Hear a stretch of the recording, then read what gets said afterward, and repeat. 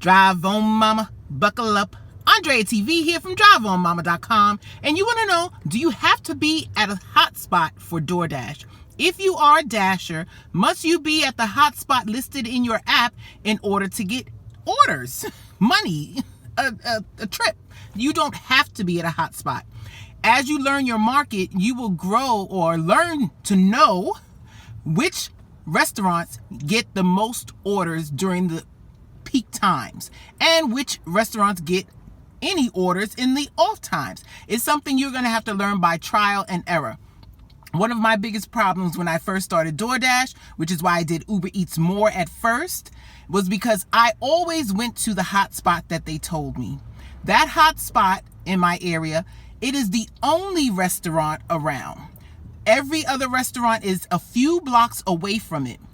In my market, there is a block that has 4 to 7 restaurants up and down the block. That is where you need to be, but that is where everybody is, so they never need dashers over there, and that's never a hotspot for the most part.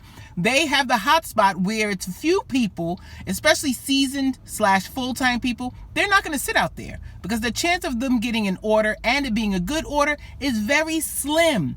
They know that in my market, Doordash is going to pick the dasher closest to the restaurant with the highest acceptance rate, highest completion rate, and qualified for the large order program, depending on the type of order.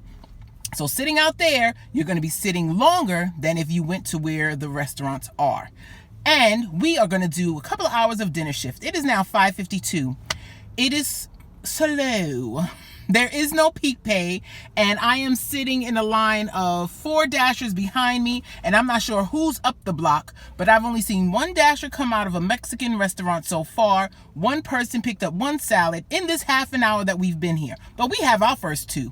After declining to, I think we're at 73% acceptance rate now, but it is February 26th, and the 100% completion rate has been reset, and I'm grateful.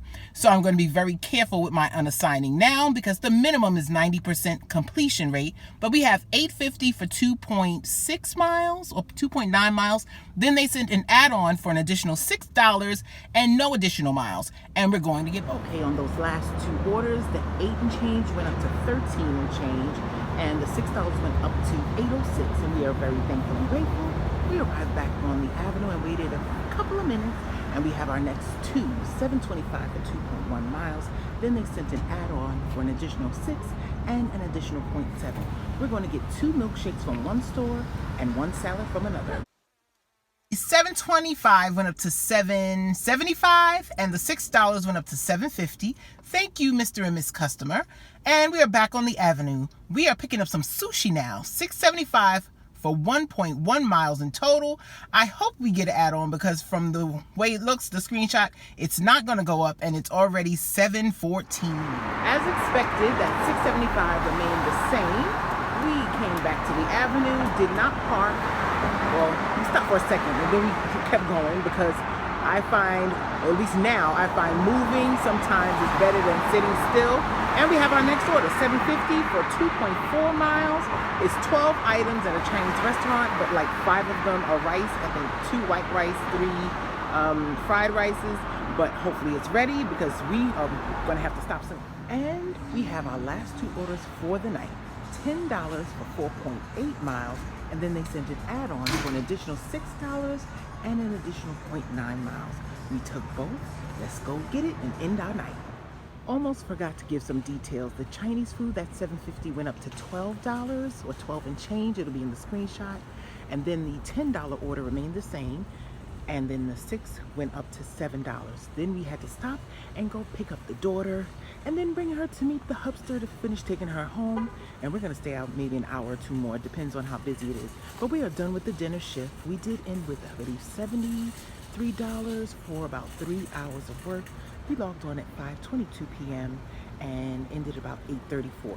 The order was finished by 8:22, but I was on the phone with my daughter on the way to her school, and it gave you that message saying, "Are you too far away?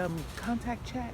So I did have to call support to close the order out, and that's why we ended at 8:34. So you do not have to be at a hotspot. The hotspot usually is where there are not a lot of dashers, and that is for various reasons, and you really should find the busiest places in your market that have the most orders and the fastest ready time. It's going to take some time, but it'll be worth it in the end. And I wish you large tips, no waits, and short distances. And drive on, mama.